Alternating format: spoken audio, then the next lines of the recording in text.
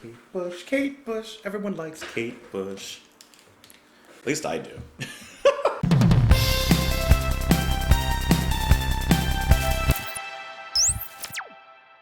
What's up, guys? Welcome back to the channel. My name is Justin, and today we're listening to Kate Bush with her song Heads We're Dancing off of her album The Sensual World, which was released in 1989. Very interesting title because Heads We Are Dancing, Heads Were Dancing. I'm not sure if that's a typo or if it's supposed to be like that. No, I guess looking at it, it is supposed to be Heads We Are Dancing. Okay, interesting. Hopefully you guys are having a beautiful day, a wonderful night, and a fantastic evening, just like all of them. Like, multiple choice. Hopefully it's D. Hopefully you got D. You can join me on Twitter. You can join me in the comments down below. Let's just jump into it. This is Heads We're Dancing by Kate Bush.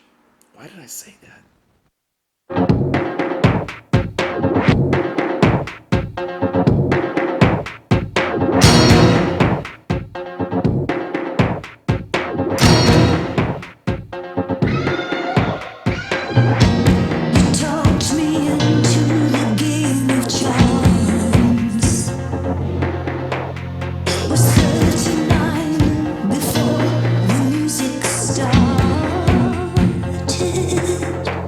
When you walked up to me and you said, "Hey,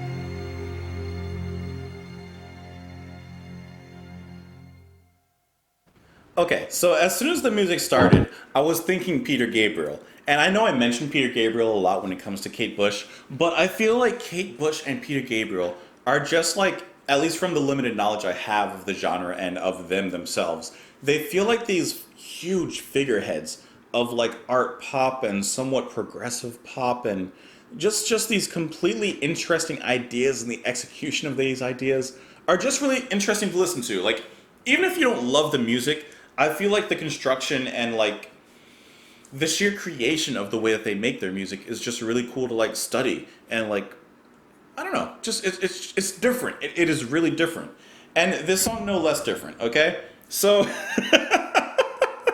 so throughout this song, we're getting these lyrics talking about, Kate, or at least the character, being talked into a game of chance. Hey, heads, we're gonna dance. Flipping a coin. Hey, if it's heads, we're gonna dance. You know what I mean? Sounds really cool. I like that, right? Like, I don't like this kind of conversation that's being started. And then right after, she's saying there was a picture of you in the newspaper that I saw the next day. And she pretty much spells it directly out for us when she says it's a picture of Hitler. So she danced with Hitler. That is hilarious. How does anyone come up with that? But before we talk about the lyrics and the story, musically, okay, musically, this song is just banger. This song is just off the wall. This song is, I love it. Okay, out of the mysteriousness of the fog and the beautiful reaching out, we get thrown into this percussion laden. I don't know if I said that right. Percussion heavy song with these nice drums by Stuart Elliott, who's been playing with her. But the standout to me, besides Kate, who is always just an angel of perfection, is Mick Karn. Okay? You guys, half of you guys already know why I'm excited, okay? My favorite artist, David Sylvian. Who did he play with? Japan. Who played in Japan besides David Sylvian? Mick Karn. Because Mick Karn's bass playing is just so unique. It is so... It's the fretless bass, and the way that he plays it is just so... I can't even describe it. I love his playing, and I am like really excited to see that he's playing here with Kate Bush. That is just mastermind. And man, does his bass playing just provide some of the most intense, mellow, emotional impact throughout the song. And another thing that I like about this song is that it does feel like a kind of deconstructed and awkward dance track, especially when compared to the previous tracks and the way that they built up. This one, the drum beat is right on top, but it's a little stilted. It's a little awkward in its delivery. I like it. I like the way that it performs, but it kind of reminds me of the story of the lyrics. It is a dance, but it's kind of like a hesitant, a little bit of a dark dance. Like, it's not a consistent beat. It's almost like certain beats and certain kicks are taken out and then replaced back in again. I like that. It's a really interesting way of constructing the actual percussion element, at least, of the song. Do you guys hear the bass? I want there to be a bass isolation track for this song, because Mick Karn is really just ripping this song a new one, if you will. That the bass just kind of swallows up the void of the track. I'm sorry I'm stuck on the bass, but I just find it like so standoutish. And even those striking chords along with the bass, it makes the drama of the song really stand out. Almost like after she's found out who she's danced with, she's like terrified, like her heart is racing. Oh my god, how could I have danced and probably enjoyed myself with this person? And then as she switches back to the point of view of Hitler, she says, he go, like he's just having a great time. He's just dancing at this party. But it's a really nice diversity between the shock and awe of when she finds out who she's danced with the conformity and the normalcy of, just enjoying time with this random person. And the violin provides just a little bit of a sinister tone there as well, even as normalcy is happening. So good. Sounds so evil. And this ending violin is just mesmerizing. This is just absolutely beautiful. And then, of course, Mr. Karn just comes in and he's ready to rip it up again. He's ready to do his thing again. I'm sorry. I love Mick Karn. He's amazing. Let's briefly talk about the lyrics, because the song's about Hitler. You talked me into a game of chance. It was 39 before the music started.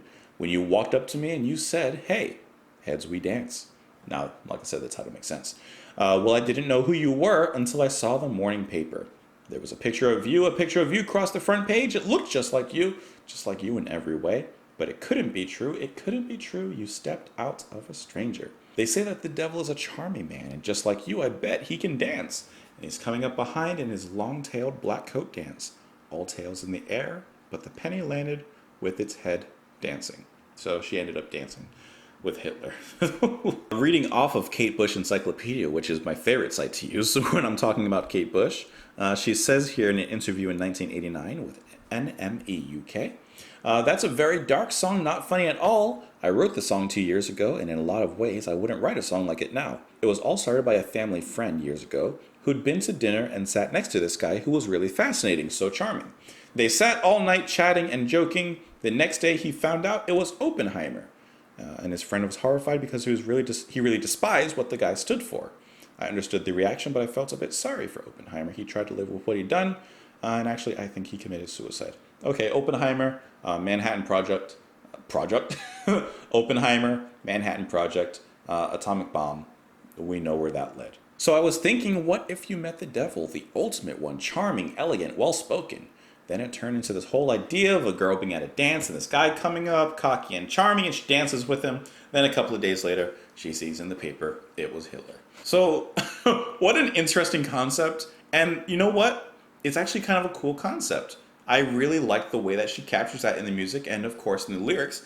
And really just in her thought process, being attracted to this stranger, this person who's so charming and elegant and they're fascinating, and then finding out who they really are, just how evil and atrocious they are in reality, but kind of at this weird place you arrive at when you realize, you were attracted to this person before you realized just who exactly they were. Of course, I would love to know what you guys thought of the song. You can join me on Twitter. You can join me in the comments down below. Hope you're having a beautiful day. Don't dance with strangers. And I'll talk to you tomorrow. Bye.